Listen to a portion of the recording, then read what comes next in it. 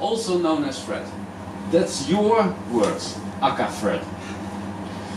When the Dutch, mind you, I do not like generalizations like that, were masters of the universe, say between 1600 and 1675, they went east, lowercase, to the far east, capitals, and west, lowercase, to the west, capital. The furthest east was Decima, the furthest west were the Appalachians and the Caribbean. This was an amazing feat. Less than 2 million people, most of them migrants and immigrants to the cities bordering on the North Sea, were able to finance, construct, man and legalize 3/4 of the fleet across the world. And this lasted for 2 generations only, fathers and sons. The era is called the Golden Age in the Netherlands. I prefer to call it the Gilded Age, with thanks to Mark Twain's description of the 4th quarter of the 19th century in your, if I may say so, Fred, United States of America. Life in the Netherlands in the 17th century was only gold for instance, some 150 leading families in Amsterdam, while the rest, tens of thousands of people in the city, were struggling for life. Trade was quite often a euphemism for piracy, terror, and/or war, and one of the commodities was human livestock. In those days, seen from the Netherlands, the region behind the Appalachians and the Caribbean, up to Decima, was the dark side of our planet. And it still is.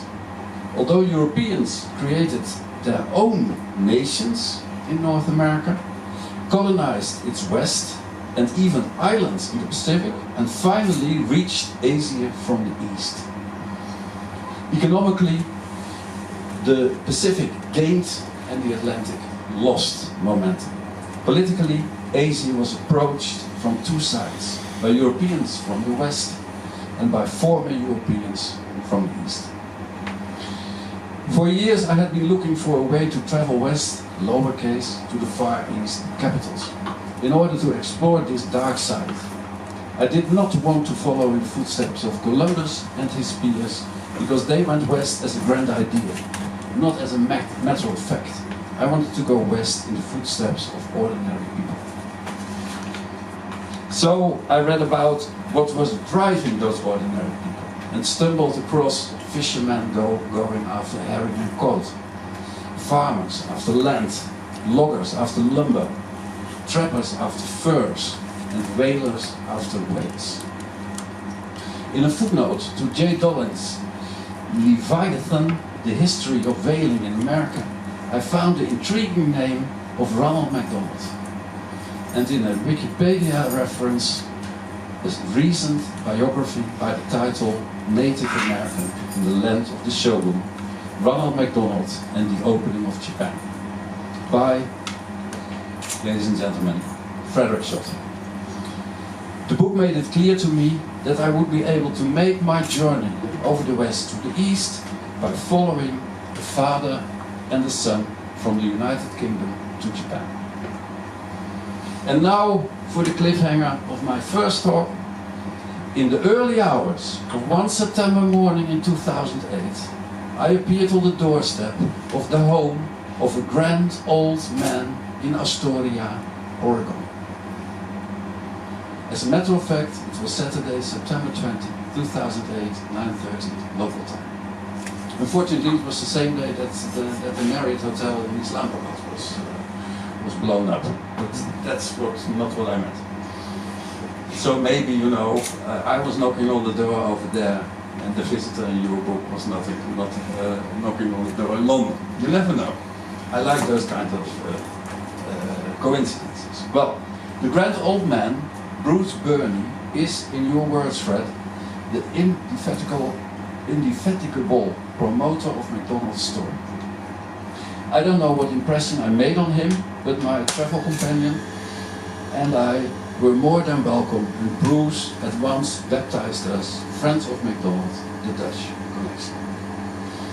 As soon as we had left Astoria, Bruce informed the friends of McDonald in the United States and Japan about our existence, and from then on we shamelessly profited from innumerable people in the west of the United States and all over Japan, including you, Fred, who received us with great warmth and kindness and informed us about this extraordinary man. Your words about Ronald McDonald. Each generation must interpret the past according to its needs. And there's now a real need for heroes who can transcend national and ethnic boundaries. And as a true cultural and racial hybrid, in the best sense of the word, Ronald McDonald assumes heroic proportions because of his success in carving his own path in life in an often unfriendly world.